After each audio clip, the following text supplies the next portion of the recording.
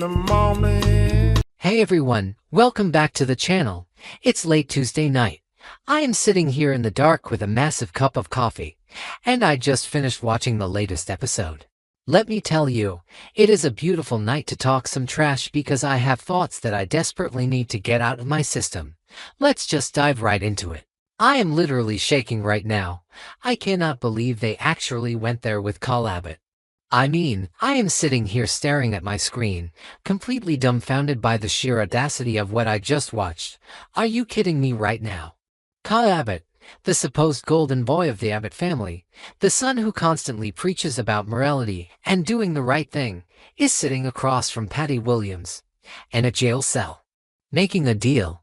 I need a minute to process this because my brain is short-circuiting. I've been watching this show since 2015, and this has to be one of the most infuriating, mind-boggling character pivots I've ever seen. React first, explain later, right?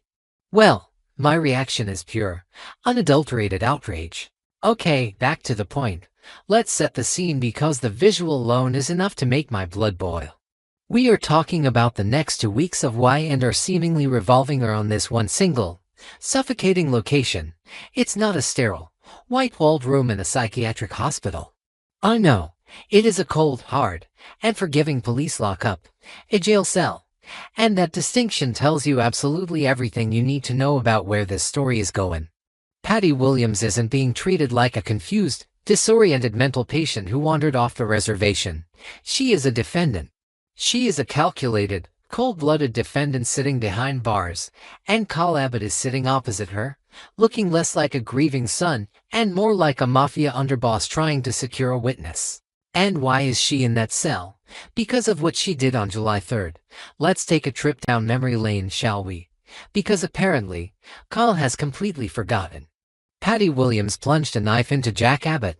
She stabbed his father. She left Jack bleeding out on the floor of the Abbott mansion, a place that is supposed to be their safe haven. Jack was fighting for his life, losing blood, while Patty completely convinced herself that she and Jack were destined to be together forever.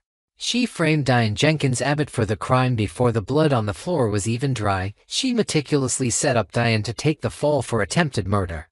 But wait, it gets worse. Because Patty wasn't done. Oh no.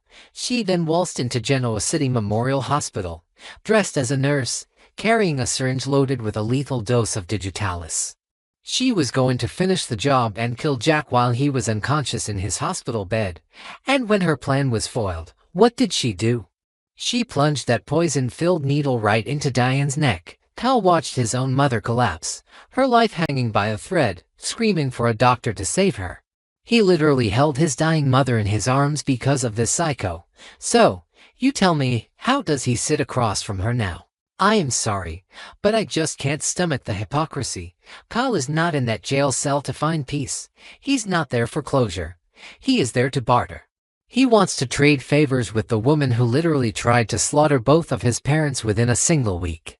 He wants Patty to hand over every single piece of dirt she has on Victor Newman to the cops. He wants the full confession about the kidnapping, the yacht setup, the drugging, everything that Genoa City has been whispering about since March. He wants to use Patty as a weapon to destroy Victor. And look, I get it. I really do. Cole is not wrong that Victor set this entire nightmare into motion. Victor Newman is the puppet master.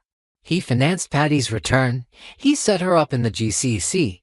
He paid her to drug Jack on that yacht and ruin his marriage to Diane. Victor is a monster for doing that. But the second Cole starts trading favors with his father's attempted murderer, he loses the moral high ground. Completely. He is no longer the wrong son seeking righteous justice for his family. He is becoming the exact thing he claims to want to destroy. He is becoming a Newman.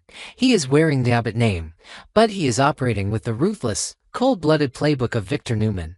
I know some people on the forums are loving this dark Cole era. I see the tweets. People are cheering him on, saying it's about time and Abbott grew a backbone and fought fire with fire. But personally, I hate it. You don't bargain with the person who tried to murder your dad. You just don't. It crosses a line that you can never, ever cross. Remember when they tried this kind of deal with the Devil storyline with Ian Ward? Yeah, didn't work then either. It just makes the hero look slimy. Wait, I'm getting ahead of myself. I need to take a breath and talk about the other massive, glaring issue with this storyline. Let's talk about Diane Jenkins Abbott. Because the writers have completely dropped the ball here, and it is driving me absolutely insane.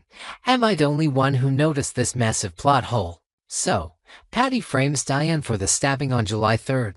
Detective Burrow and Christine Williams, in all their infinite incompetence, immediately arrest Diane. They slap her with 2 counts of attempted murder.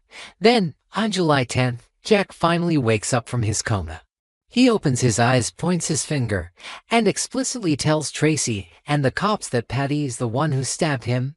He clears Diane's name. It's the breakthrough we've been waiting for. But we never saw it on screen.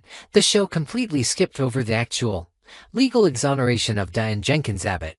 We never got the satisfying scene of Detective Burrow taking the handcuffs off, or Christine apologizing for being a biased, terrible prosecutor.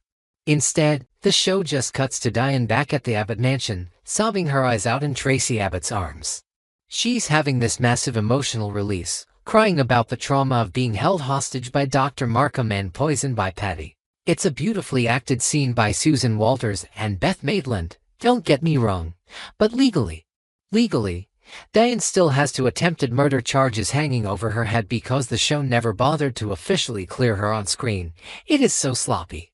It is so incredibly frustrating to watch a show for years and invest in these legal storylines, only for the writers to just hand-wave the resolution off-screen.